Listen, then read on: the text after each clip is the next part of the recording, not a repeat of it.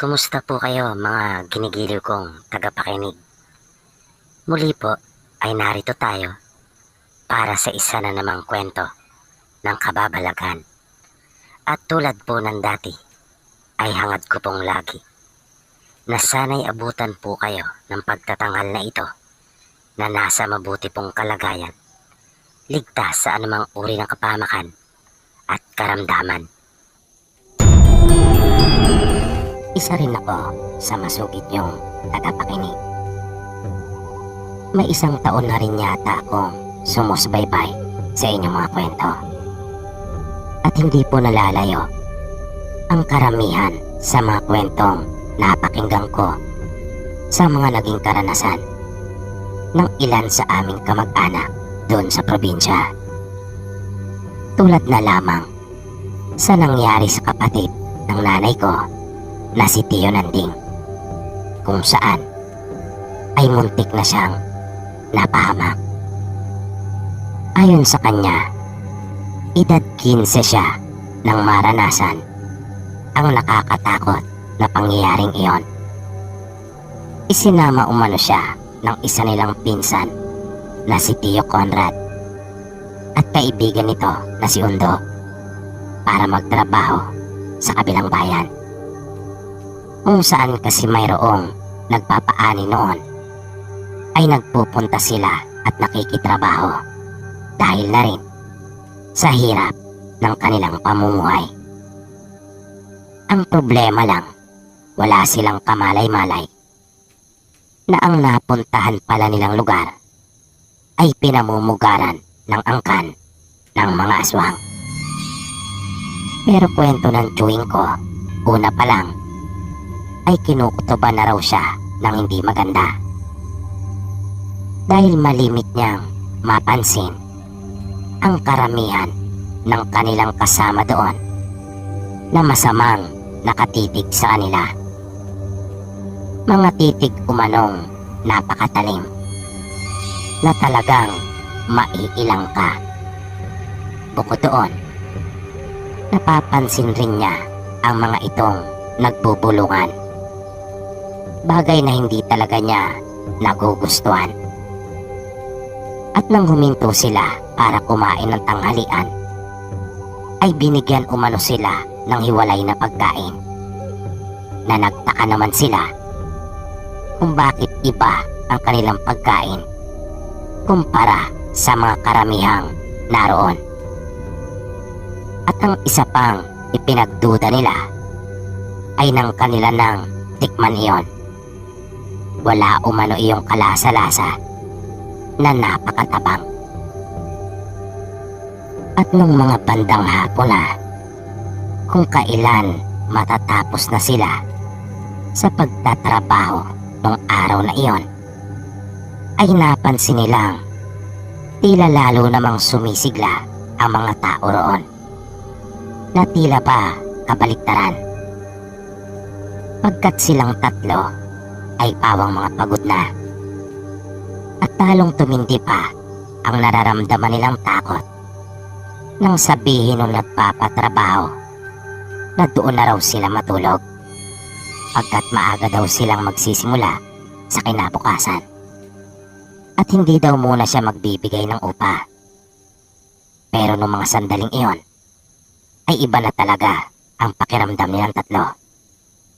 Pansin nilang mayroon talagang mali, kung kaya nagdahilan sila at sinabing kailangan nilang umuwi muna pagkat hindi sila mga nakapagpaalam. Sinabi pa nila na wala namang problema kung hindi pa nila makukuha ang bayad sa kanila, pagkat babalik pa naman daw sila kinabukasan. At para mapaniwala nila ang mga ito na sila ay babalik pa, sinabi nilang magbabaon na sila ng mga damit upang doon muna sila pansamantala habang hindi pa natatapos ang trabaho, nang sa ganon ay hindi na sila mag-uuwian. Nakita nilang umaliwalas ang muka ng mga taong nakapaligid sa kanila, lalo na yung may-ari. Pero may ilang tila hindi kumbinsido at halatang galit ang mga hilatsa ng mukha, na mararamdaman mo talaga ang matindi nilang panghihinayang. Nakwento pa ni Teo Nanding, marahil ay takam na talaga ang mga ito at nasasabik ng sila ay malantakan. Kung kaya ganon ang nababakas sa kanilang mga pagmumukha. Pero kahit matinding takot na ang kanilang nararamdaman noong mga oras na iyon, ay pinigilan nila ang kanilang mga sarili.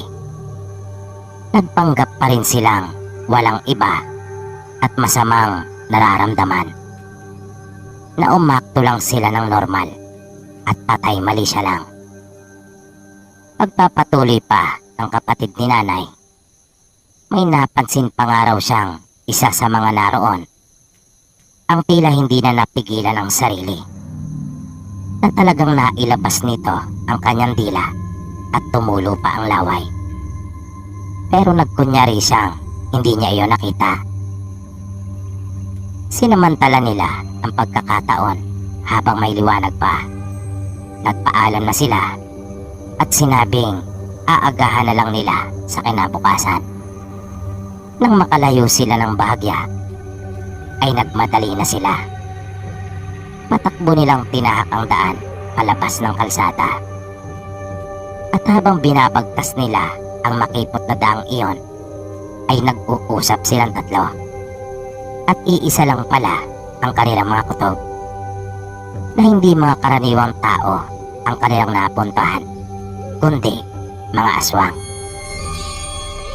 At ibinahagi ng bawat isa sa kanila ang mga nakakatakot nilang naobserbahan.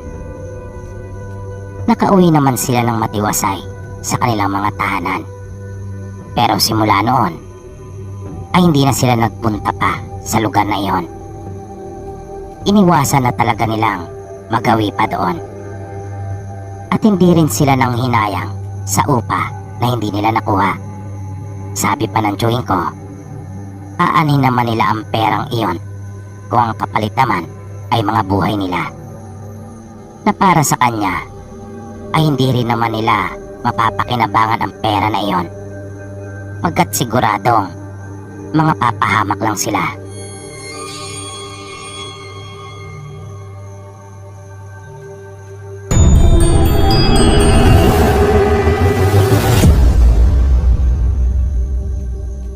Kumusta po kayo, Sir PB?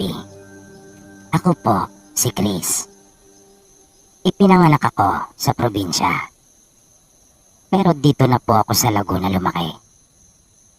Ang kwentong ibabahagi ko po ay naganap nung ako ay 17 anyos pa lamang. Kasalukuyan po ako noong nag-aaral sa kolehiyo. At dahil sa mahilig po akong makipagkaibigan, kung kaya madalas po kami noong nasa gimikan ng mga kabarkada ko. Minsan po ay nagkayayaan kami sa bahay ng isa naming kaibigan. Solong anak lang kasi ito at wala noon ang kanyang mga magulang. Nagbakasyon umano pagkat namatay ang kanyang lola. Kung kaya sinamantala naman namin ang pagkakataon.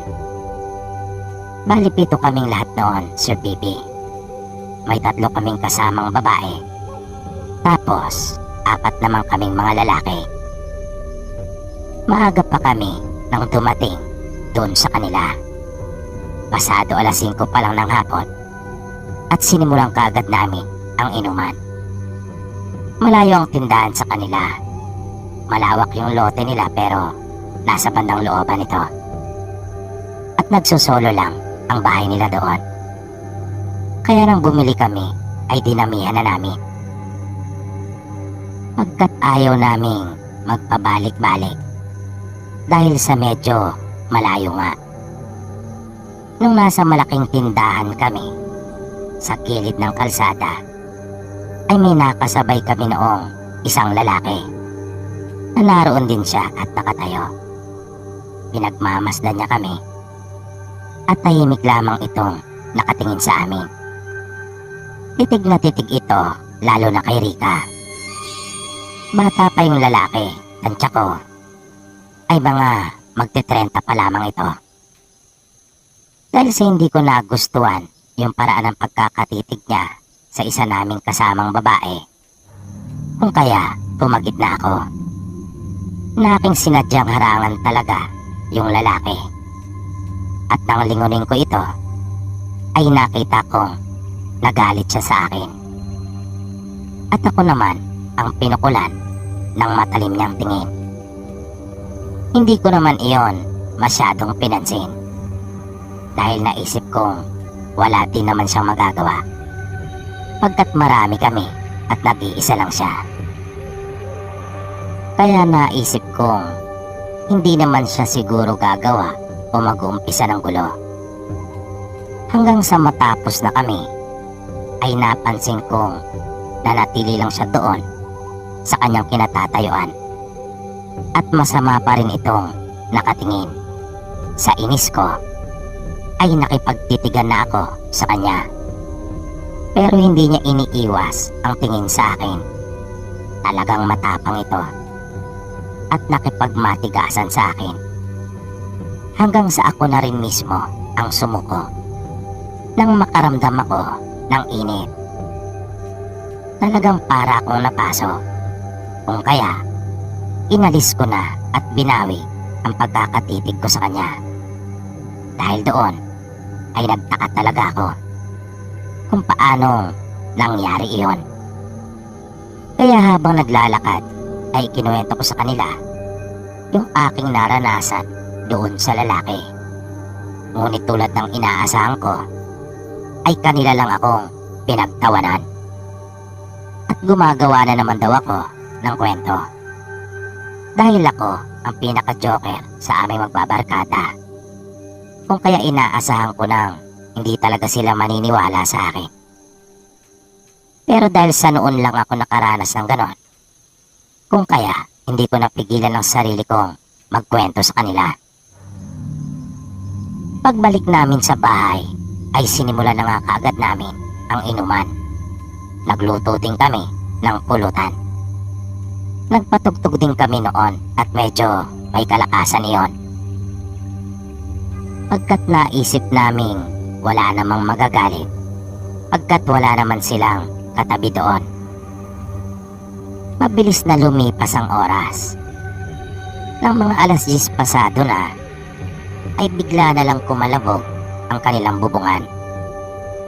Malakas na yung tunog ng aming sounds pero rinig na rinig pa rin namin yon.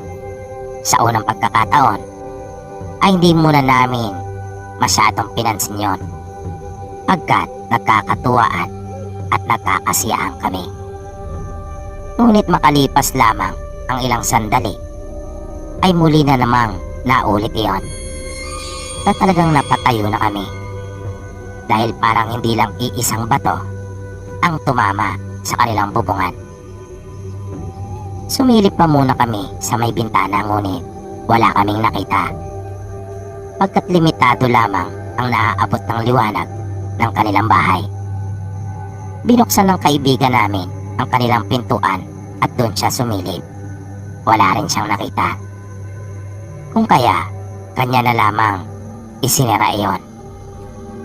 Iminungkahi ko sa kanya na hinaan na lang yung pagpapatugtog, na kanya namang agad na sinunod yung payo ko. Pero di pa nagtatagal, ay bigla na namang kumalampag ang kanilang bubungan. Sa pagkakataong iyon, ay napamura na talaga kami. Kahit hindi pa namin alam kung sino ba yung aming patutungkulan. Matapos iyon, ay biglang tumigil ang ginagawang pagbato sa bubong. Pinatay na rin ng kaibigan namin yung radyo at tumahimik ang buong kapaligiran. Muling sumigaw yung kaibigan namin na taga roon, na para bang tinutuya niya kung sino man ang gumagawa noon. Na sinabihan niya itong titigil din naman pala, kulang lang daw pala ito sa mura. Na sinabi niyang takot din naman pala ito. At nagtawanan pa nga noon ang iba naming kaibigan. Ngunit ako ay iba na ang aking pakiramdam. At biglang kumalabog ang isang panig ng kanilang bahay. At maya-maya pa ay kinakalampag na ang kanilang pintuan. Kung kaya, nagmamadali naming pinuntahan iyon at pinigilan. Isinara namin iyong mabuti at napasigaw na ang mga kaibigan naming babae. Nang marinig naming mayroon ding nagtatangka doon sa kabilang pinto. Doon naman iyon sa likod ng bahay. Kaya doon naman napatakbo ang iba at iyon naman ang pinigilan. Hindi nagtagal ay narinig na namin ang tunog ng paghangos. Ang lakas ng paghinga noon. Na may isip mo talagang tila nagmumula iyon sa isang malaking hayop. At narinig na rin namin ang mga pagkalmot doon sa may pinto at sa paligid ng bahay. At nakita naming sinusubukan na nung isa sa mga iyon na tuklapin ang pinto. Nakita pa nga namin ang mabalahibong kamay noon. Maging yung kanyang pangil na nagpipilit iyong wasakin. Kumuha ang kaibigan namin ng kutsilyo. Binigyan din niya yung isa naming kaibigan na nasa kabila. At nakita kong kanya iyong tinusok. Tinamaan niya iyon pagkat may bahid ng dugo yung kutsilyo. Ngunit hindi man lang namin narinig iyon na nasaktan. Sabi ng isa naming kaibigan, aswang daw ang nasa labas. Kung kaya, kumuha ito ng asin at kanyang binudburan yung mga bahagi kung saan nagbabalak pumasok ang mga ito. Napasigaw sa takot yung mga kaibigan naming babae nang marinig nila ang sinabi ng aming kaibigan. Hanggang sa tuluyan na silang napaiyak dahil sa tindi ng takot. Pagkat parang gigibain na talaga ang mga pinto. Kahit ako nga noong mga oras na iyon ay kabadong-kabado na. Grabing takot din ang naramdaman ko. Dahil hindi bababa sa tatlo yung nagpapaikot-ikot sa bahay at nagpapalit-palitan sa pagbaklas ng pinto. Bukod sa pinipigilan namin iyon, ay iniharang din namin yung mga mabibigat nilang gamit doon. At kanilang sinasabayan ng pagtusok ng kutsilyo sa tuwing makikita nila ang kamay ng mga ito. Tumagal din iyon ng mahigit kalahating oras hanggang sa humupa din kalaunan. Pero hindi talaga kami umalis sa mga pinto. Amin talagang binantayan iyon. Humingi din kami ng saklolo sa aming mga magulang at iba pang kaibigan. Hindi talaga kami umuwi kinaumagahan hanggat wala kaming sundo.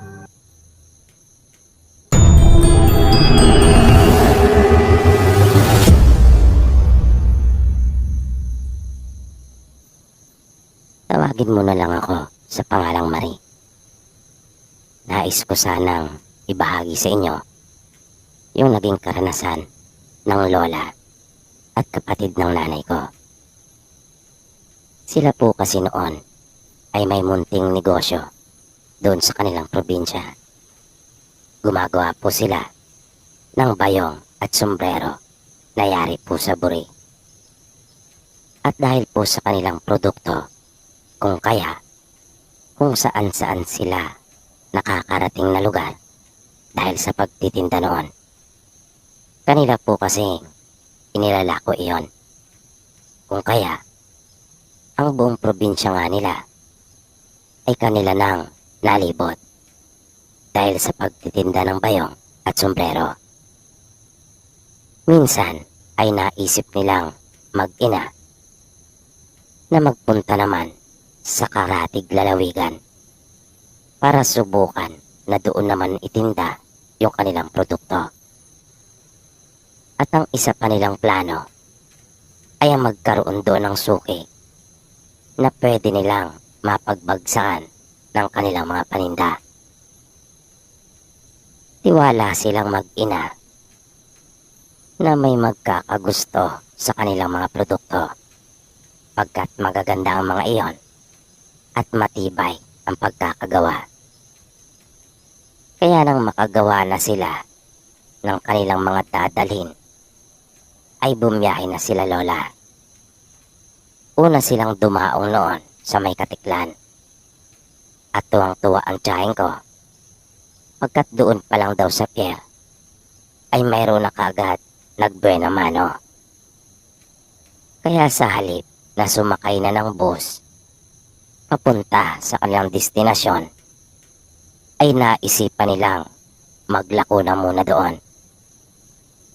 Pero ang direksyon ng kanilang paglakad ay kung saan dumaraan yung mga pampasaherong sasakyan papunta dun sa mismong lugar na plano nilang puntahan. Masayang masaya ang tiyahin at lola ko dahil di pa man sila nakakalayo ay ilan na kaagad sa kanilang mga produkto ang nabili.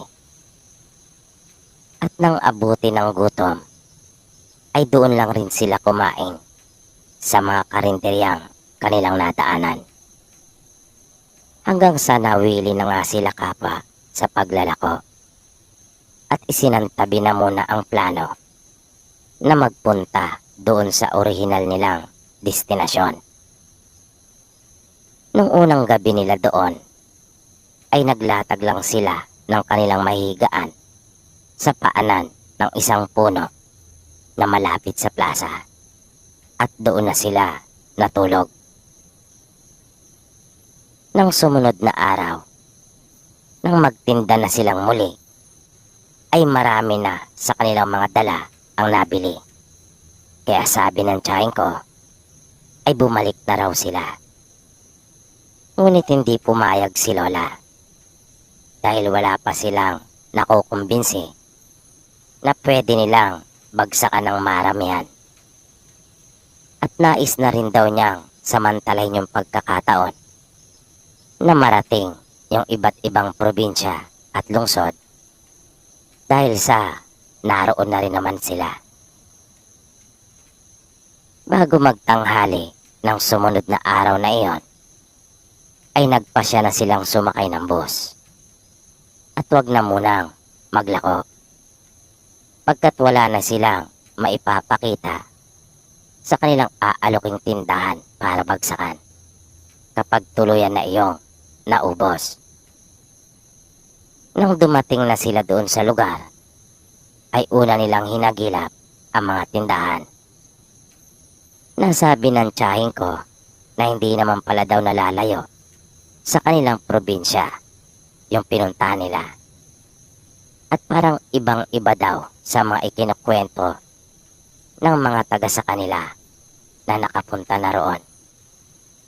Pero ang totoo, ang hindi pala nila alam ng lola ko, ay napaaga sila ng pagbaba sa bus. At hindi pa yon talaga ang mismong bayan na balak nilang puntahan. May nakita silang isang tindahan na nasa may tabi ng kalsada. Ngunit parang wala naman iyong tao. Wala silang nakitang nagbabantay doon. Bagaman nakabukas naman yung nasabing tindahan. Kaya naghanap sila ng maaaring mapagtanungan. Hanggang sa may babaeng dumaan, kung kaya agad silang nagtanong dito kung sino ang may-ari ng tindahan at kung nasaan ito. Sinabi naman ng babae yung pangalan nung nagmamay-ari sa tindahan. Itinuro din nito yung direksyon ng bahay ng may-ari. Kaya buong kasabikan at may pagmamadali nilang tinahak yung daan papunta dun sa bahay nung may-ari ng tindahan. Nang mga ilang minuto na sila naglalakad, ay naisipan nilang magpahinga na munang sandali. Pagkat kapwa na sila hinahapo. Napatanong ang tiyahin ko kay Lola kung sa kanyang tingin raw ba ay gaano pa kalayo yung bahay ng babae. Pagkat ang sabi umano ng kanilang napagtanungan ay malapit lamang iyon. Nanatawa pa si Lola at sinabing baliktad siguro sa lugar na iyon ang kahulugan ng malapit. Matapos makapagpahinga ay nagpatuloy na muli sila hanggang sa makakita na sila ng mga kabayan at nababakuran iyon ng mga kawayang medyo may kataasan. Kaya bumaba sila papunta doon pagkat nasa ibabang bahagi yung mga kabayan na iyon. Pero biglang natigilan si Lola pagkat mayroon siyang naramdaman. Bigla niyang binuksan yung kanyang bag at nakita niyang kumukulo yung kanyang langis na nasa bote. Kaya dali-dali itong pumihit at kanya ring sinabihan ang tiyahin ko na bumalik na sila pagkat lubhang delikado. Hindi umano mga pangkaraniwang tao ang mga naninirahan doon. Lagi niya kasing dala-dala yung bote ng langis na iyon kahit saan sila magpunta. Bigay iyon at ginawa pa mismo ng asawa ni Lola na si Lolo Ingo. Isa itong manggagamot at maraming nalalaman patungkol sa mga bagay na may kinalaman sa kababalagan at aswang. Nang naglalakad na silang pabalik, ilang saglit lang, ay nakasalubong na nila yung babaeng kanilang napagtanungan. At tinanong sila nito kung bakit pabalik na raw kagad sila. Sa halip daw na sagutin iyon ng lola ko, ay tinanong niya yung babae kung taga-roon din ba ito. Pagkat malakas ang kutob ni Lola na sila ay nilansin ito. Hindi iyon sumagot. Biglang naging matapang ang mukha nito. At agad nila Lola nabakas ang galit sa kanya mukha. Ang talas umano ng pagkakatitig nito sa kanila na para bang kakainin sila ng buhay. Pagkatapos noon ay bigla na itong nagpatuloy sa kanyang paglakad. Nagmadali naman sila Lola. Nag-alala kasi sila ng tiyahin ko na baka magtawag pa iyon ng kanyang mga kasama. Nung huli ay nalaman nila Lola na yung lugar na kanila palang napuntahan ay yung kilalang bayan ng mga aswang. At namali sila ng baba mula sa bus na inakala nilang iyon na yung syudad na kanila talagang destinasyon. Kanila na lamang pinaubos at inilako ang natitira nilang produkto. At pagkatapos noon ay bumalik na rin sila ng tiyahin ko sa kanilang probinsya. Hindi na nila itinuloy pa yung plano na maghanap ng maaari nilang pagbagsakan ng kanilang mga paninda.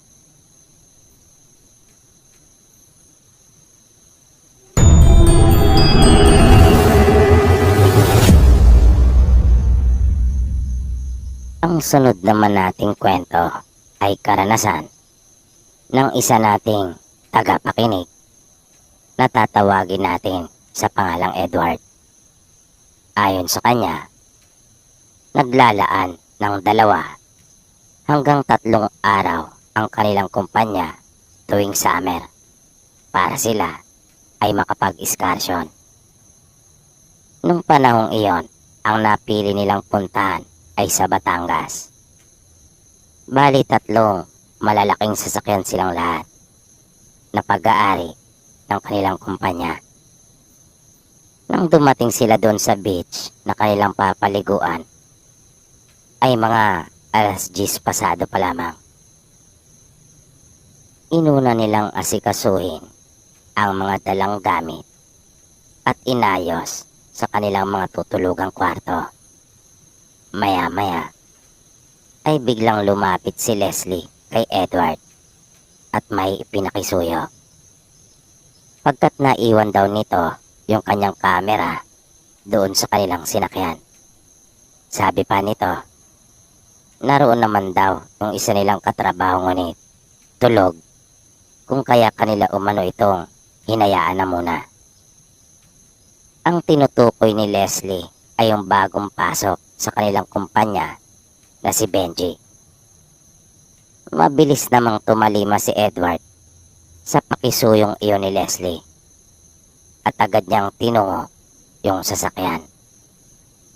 Naroon ang mga ito ipinarada sa lilim ng malalaking puno sa bungad ng resort. Nang malapit na si Edward doon sa sinakyan nila Leslie, ay bigla siyang nagulat at natigilan. Dahil biglang may lumabas na malaking aso mula doon sa loob ng sasakyan. At doon dumaan sa may bintana na sinadya nila Leslie iwang nakabukas dahil sa natutulog nga doon si Benji. Mabilis na kumilos yung aso papasok ng resort. Pero nanatiling nakatayo pa rin si Edward dahil na rin sa kanyang pagkabigla. Nang mawala na sa kanyang paningin yung aso, ay doon pa lang siya tila nahimasmasan. At saka lumapit sa sasakyan upang kunin na yung kamera ni Leslie. Kanyang ipinasok ang kamay sa may bintana at binuksan ang pinto. Mabilis naman niyang nakita yung kamera na tinutukoy ni Leslie. Ngunit nang mapasulyap si Edward sa gawing likuran, ay napansin niyang wala namang naroon. Wala doon si Benji na sinasabi ni Leslie na kanilang iniwang natutulog. Nagtaka si Edward pagkat iisa lang ang pasukan at labasan ng resort. At hindi naman niya nakasalubong si Benji. Medyo nakaramdam ng takot si Edward.